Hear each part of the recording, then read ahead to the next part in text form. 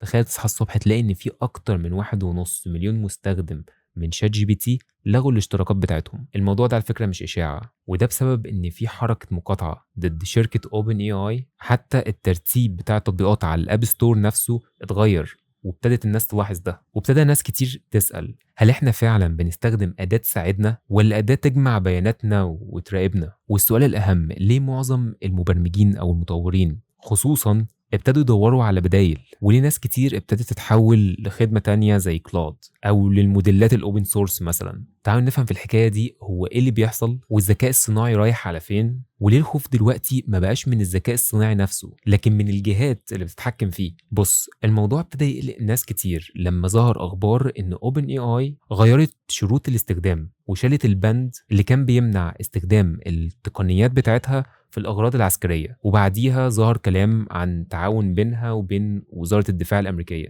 عشان يبدأوا يستخدموا الموديلات بتاعتهم بدون أي قيود في مشاريعهم. والموضوع طبعا ابتدى يكبر أكتر هناك لما ظهرت تقارير إن وكالة الاي سي اي اللي هي وكالة إنفاذ الهجرة والجمارك الأمريكية استخدمت الذكاء الصناعي في تحليل بيانات وإنها تتتبع أشخاص. بالإضافة إن ظهرت بعض الأخبار كمان إن رئيس الشركة التنفيذي أصلا بيطلع تبرعات لحملات سياسية. كل الحاجات دي ابتدت تخلي الناس تلاحظ ان الصورة ابتدت تتغير شوية. الشركة اللي كانت هدفها تطور مشروع ذكاء صناعي علشان يخدم البشرية ابتدت تخش في السياسة والاقتصاد زيها زي اي شركة تانية. عشان كده شفنا ناس كتير ابتدت تسيب الادوات دي وتدور على بدايل. طيب ايه كمان اللي زود مخاوفنا من ناحية ادوات الذكاء الصناعي بقى في العموم؟ فاكرين اول ما شات جي بي تي ظهر؟ وقتها احنا حسينا ان الذكاء الصناعي ده جاي علشان يساعدنا، أداة قوية ومجانية وتقدر تستخدمها في أي حاجة تقريبا. لكن مع الوقت الصورة ابتدت تتغير شوية،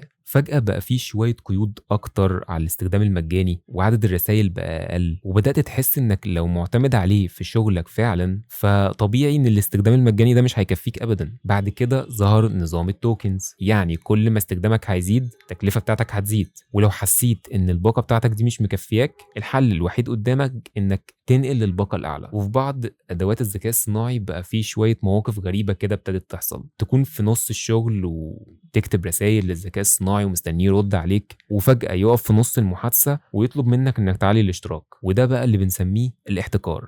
الفكرة ببساطة إن شركة واحدة تمتلك أكبر كمية بيانات فتقدر تبني أقوى موديلات الذكاء الصناعي، ولما تبقى هي الأقوى اللي في السوق هي طبعا اللي هتحدد السعر. وفي الآخر تلاقي نفسك كمطور أو مستخدم أو أي واحد بيعتمد على الذكاء الصناعي ده علشان يزود إنتاجيته، إنتاجيتك زادت، مبروك. لكن في نهاية الشهر تكتشف إن جزء كبير من اللي جالك ده هيرجع لشركة الذكاء الصناعي في هيئة اشتراكات. وساعتها السؤال المنطقي هنا، لو أنت بتجيب الفلوس باليمين وبتدفعها تقريبا كلها للشركات دي بالشمال، يبقى أنت بتكسب إيه؟ تعالوا برضو نبص على نتائج اللي حصل ده من جانب آخر. لو أنت مستخدم عادي ممكن موضوع إن في جهة أو دولة معينة عندها وصول للبيانات بتاعتك ما يشغلكش قوي، لكن لو أنت مطور الموضوع مختلف تماما. تخيل مثلا انك شغال على برنامج لبنك او لمستشفى او انظمه امنيه، وبعدين تقوم واخد جزء من الكود وحطه في شات جي بي تي عشان يحل لك مشكله. وساعتها لازم تسال نفسك سؤال، هل الكود ده بعد ما تبعته للذكاء الصناعي هيفضل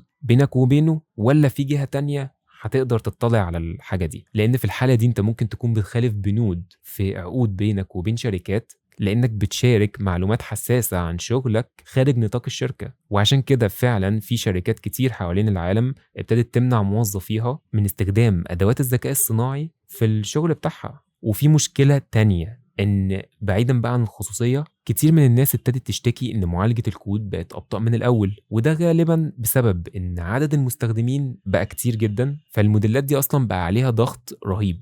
عشان كده ابتدى يظهر اتجاه جديد شوية ان هم ينقلوا لموديلات ذكاء صناعي جديدة في السوق او لموديلات اوبن سورس. الميزة هنا انك هتقدر تتحكم في التكلفة وفي الخصوصية، وطبعا موديلات الاوبن سورس عمرها ما هتنافس حاجة زي جي بي تي او كلود او غيره، بس هتأدي الغرض. النقطة اللي بعد كده، خلينا نكون صريحين ان معظم الموديلات بتاعت الذكاء الصناعي اللي مبهورين بيها النهاردة اتدربت على كمية ضخمة من البيانات اللي على النت، والبيانات دي فيها شغل سنين لناس تانية زي مبرمجين، كتاب، وفنانين. والمشكلة إن كتير من الناس دي بتقول إن تم استخدام الأعمال بتاعتهم في تدريب موديلات الذكاء الصناعي بدون الرجوع ليهم ولا أي تصريح، واللي مخلي الموضوع أخطر إن الموديلات دي بقت بتعمل الشغل أفضل منهم وأحيانا ابتدت تنافسهم. طبعا في ناس هتقول لي يا عم ما ده طبيعي، ده التطور التكنولوجي ولازم نواكبه. الكلام ده صح لحد كبير جدا، لكن المشكلة الحقيقية هنا كانت السرعة. الفترة بين ظهور أدوات الذكاء الصناعي وبين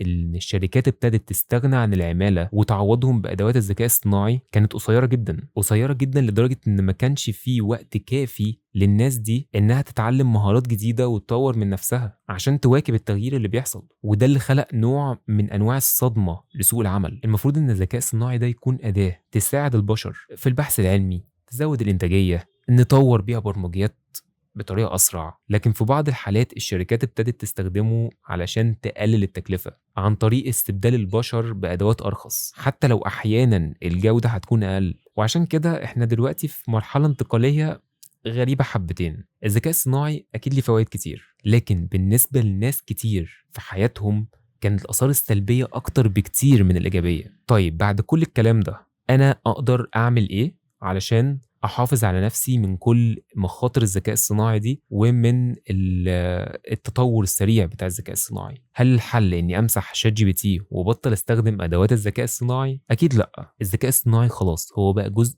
من الواقع اللي احنا عايشين فيه، لكن هي الفكرة بقى انك تستخدمه بشروطك انت. مثلا اول حاجة تأمن البيانات بتاعتك، كل الملاحظات والأوامر وطريقة الشغل اللي الأداة دي تعلمتها عنك حاول تحفظ نسخة منها، وممكن تلاقي على النت طرق كتير لكل أداة ازاي تنزل النسخة دي عندك على الجهاز، عشان لو في أي وقت حبيت تنقل شغلك من أداة للتانية زي كلاود مثلا تقدر تعملها في ثانية، مش محتاج تبدأ من الصفر. تاني حاجة لو بتتعامل مع حاجة زي الكود أو بيانات حساسة أو بيانات عملاء حاول على قد ما تقدر ما تستخدمهاش بشكل مباشر في أدوات الذكاء الصناعي. في الحالة دي ممكن تبدأ تتعلم تستخدم موديلات اوبن سورس زي لاما مثلا وتشغلها على جهازك. من هنا انت هتضرب عصفورين بحجر، وفرت تكلفة وفي نفس الوقت البيانات بتاعتك عندك. تالت حاجة خليك انت اللي بتدير. استخدم الذكاء الصناعي ده ان هو مساعد، خليه مثلا يفكر يقترح لك حلول، لكن القرار النهائي هو قرارك.